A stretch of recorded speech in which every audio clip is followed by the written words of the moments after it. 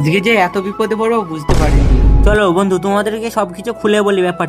আজকে আমি বাড়িতে বসেছিলাম, ঠিক সেই সময় আমার একটা ভাইপো ফোন করলো, বললো চ কাকা একটু বাজারের দিক থেকে ঘুরে আসি। তারপর আর কি বন্ধুরা, তোমরা তো দেখতেই পাচ্ছ রাস্তার অবস্থাটা কি। আমাদের বাড়ির কাছে এই যে বিলের এই যে ভিউটা, সত্যি বন্ধুরা খুবই সুন্দর লাগে দেখতে। তোমরা যদি এই জায়গাটায় আসতে যাও আমাকে কমেন্ট বক্সে জানিও। বন্ধুরা যেতে যেতে পানি আসছে, তাই আমি একটু জোরে জোরে যাচ্ছিলাম যেন কোনো একটা জায়গা পাই থাকার জন্য। অবশেষে একটা 5 স্টার হোটেল পেয়ে গেলাম। এখানে আমাদের রাত দিন কাটাতে হবে যতক্ষণ না বৃষ্টি থামে বন্ধুরা। অবশেষে বৃষ্টি থামলো, তাই আমরা আবার বেরিয়ে পড়লাম বাজারের উদ্দেশ্যে বন্ধুরা। প্রথমে আমরা চলে গেছিলাম একটা মিষ্টির দোকানে, তারপর এখান থেকে একটা করে সিঙ্গাড়া নিয়ে নিলাম বন্ধুরা। এই দোকানের সিঙ্গাড়াটা খুবই খেতে ভালো বন্ধুরা, তোমরা যদি কখনো খেতে চাও আমাকে কমেন্টে জানিও।